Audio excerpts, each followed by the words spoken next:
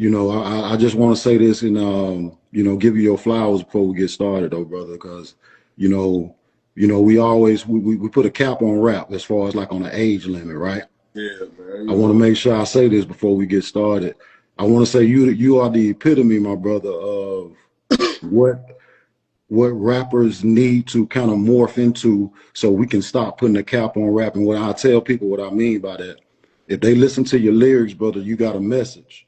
You Exactly. know, you was once a YN, so to speak. You know what I mean? But what you did was you chose to grow. And during that growth, you figured, let me go ahead and use my gift and kind of get to the youth. You know what I'm Exactly. saying?